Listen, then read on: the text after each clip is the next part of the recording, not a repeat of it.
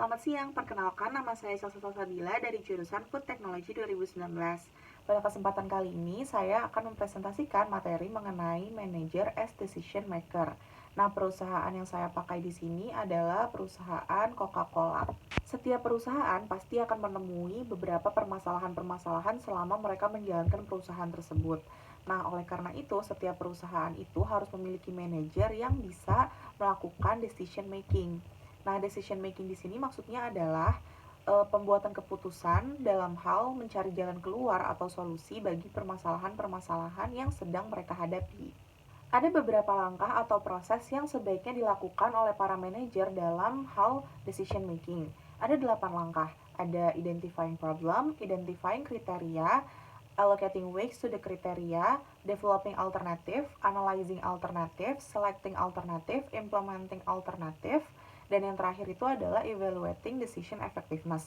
Namun sebenarnya tidak harus ke-8 langkahnya ini semuanya dilakukan oleh manajer yang mau melakukan decision making. Hanya saja ke-8 langkah ini merupakan langkah-langkah yang ideal untuk melakukan sebuah decision making. Nah, untuk perusahaan Coca-Cola sendiri, itu mereka juga mempunyai permasalahan yang mereka hadapi dalam hal penjualan dan lain sebagainya gitu.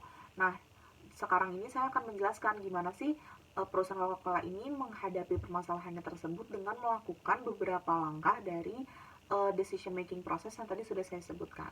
Yang pertama, identifying problem. Seperti yang kita tahu, kalau Coca-Cola itu merupakan salah satu produsen minuman berkarbonasi ternama di dunia gitu.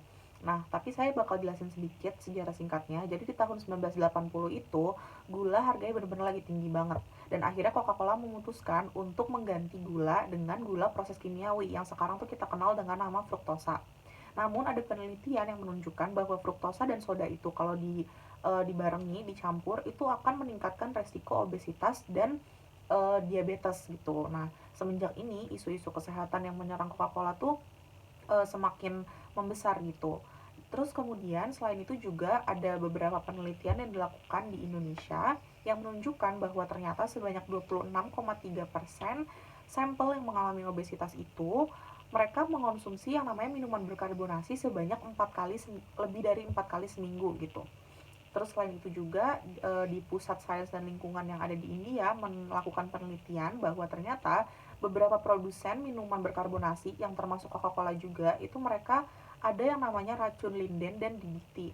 Yang ini tuh bisa mengefek kepada terjadinya kanker dan gangguan sistem kekebalan tubuh gitu. Nah, semenjak itu isu-isu kesehatan semakin membesar dan bahkan sampai menurunkan penjualan dari Coca-Cola itu sendiri. Di kuartal pertama tahun 2014 itu penjualan Coca-Cola menurun sampai 1%. Itu penurunan pertama sejak tahun 1999. Yang kedua ada decision kriteria. Nah, dari permasalahan-permasalahan yang dihadapi oleh Coca-Cola ini, akhirnya mereka memutuskan untuk melakukan berbagai upaya. Salah satu diantaranya adalah mereka akan mengeluarkan anggaran sebesar 1 miliar US dollar untuk 3 tahun ke depan dan 3,3 miliar US dollar untuk di tahun 2013 sendiri. Sebagian besar anggaran ini tuh akan mengalir ke produk minuman soda mereka dan untuk mensponsori Piala Dunia FIFA yang pada saat itu sedang berlangsung. Selain itu, CEO Coca-Cola sendiri juga mengatakan bahwa mereka akan melakukan pendekatan ke konsumen, seperti dengan mengurangi kandungan gula dan asupan kalori di produk minuman mereka. Terus mereka juga akan menciptakan berbagai minuman yang mungkin lebih bernutrisi dan lebih bermanfaat bagi tubuh. Terus mereka juga akan menciptakan kemasan yang lebih kecil sehingga masyarakat atau konsumen itu bisa mengurangi dan mengontrol asupan gula mereka. Selain itu juga mereka akan memperlihatkan berapa jumlah kalori yang ada di minuman mereka atau biasa kita kenal dengan tabel nutrisi sehingga masyarakat bisa membuat pilihan yang tepat bagi mereka dan sesuai dengan kebutuhan mereka masing-masing. Yang ketiga adalah allocating weights to kriteria. Jadi perusahaan Coca-Cola sendiri ini memang memprioritaskan atau lebih dahulu memperhatikan, memperbaiki dan meninjau kembali tentang kandungan gula, mengenai kandungan gula yang ada di produk minuman mereka. Karena memang pada dasarnya kan permasalahan terkait dengan isu-isu kesehatan yang melanda Coca-Cola ini sendiri diakari atau diawali dari adanya isu kesehatan terkait dengan gula yang dipakai oleh Coca-Cola itu bisa meningkatkan resiko diabetes dan obesitas. Jadi oleh karena itu makanya perusahaan Coca-Cola tuh lebih dahulu memprioritaskan untuk memperbaiki hal ini dulu, barulah mereka melakukan upaya-upaya lain demi menarik perhatian konsumen. Nah, yang keempat itu adalah developing alternatif. Jadi, selain upaya-upaya yang tadi sudah saya sebutkan, Coca-Cola ini juga melakukan berbagai upaya lagi demi menarik perhatian konsumen. Nah, beberapa di antaranya itu adalah Coca-Cola ini mengadakan yang namanya aktivitas fisik di lebih dari 200 negara. Dan di Indonesia sendiri, ini tuh diaplikasikan dalam bentuk turnamen sepak bola, turnamen bulu tangkis, demi memperebutkan yang namanya Piala Coca-Cola. Selain itu juga, Coca-Cola melakukan pendekatan lewat sosial media seperti YouTube dan Vimeo. Dan di sini Coca-Cola menggandeng sutradara dan animator asal London yang bernama Johnny Kelly. Mereka membesut sebuah film animasi yang bertajuk Movement, dan ini tuh seperti mengaplikasikan kegiatan sehari-hari masyarakat dengan tagline-nya Happiness is movement, movement is happiness. Yang kelima adalah selecting alternatif. Sebenarnya ini tidak bisa dibilang selecting alternatif juga karena semua upaya tuh memang benar-benar dilakukan oleh Coca-Cola itu, karena ya memang permasalahan yang mereka hadapi ini cukup besar terkait dengan penjualan mereka, sehingga effort yang harus dikeluarkan oleh Coca-Cola pun lebih besar. Jadi mereka benar-benar melakukan segala cara untuk gimana biar penjualan mereka tuh bisa naik dan menarik perhatian konsumen. Karena bahkan Coca-Cola sendiri tuh sudah secara resmi mendukung WHO atau World Health Organization untuk agar para masyarakat tuh bisa memperhatikan asupan gula dalam produk makanan mereka dan membatasi asupan gula mereka tuh biar nggak lebih dari 10% dari total kalori harian mereka. Yang berikutnya adalah implementing alternatif. Jadi sebenarnya sampai sekarang juga Coca-Cola ini masih terus melakukan kampanye-kampanye mereka terkait dengan kesehatan gitu. Selain itu juga mereka sudah melakukan pengurangan kandungan gula di semua produk minuman mereka di lebih dari 500 negara. Selain itu, mereka juga sudah sebanyak 40% dari total produk minuman mereka tuh sudah ada yang kemasan kecilnya, yaitu sebesar 250 ml. Dan upaya-upaya yang lain juga sudah dilakukan oleh Coca-Cola sendiri, seperti sosialisasi terkait kesehatan, sosialisasi lewat YouTube yang melakukan pendekatan ke aktivitas masyarakat sehari-hari, dan juga melalui kegiatan-kegiatan fisik atau aktivitas fisik itu. Nah, kemudian yang ketujuh atau yang terakhir ini adalah evaluating decision effectiveness.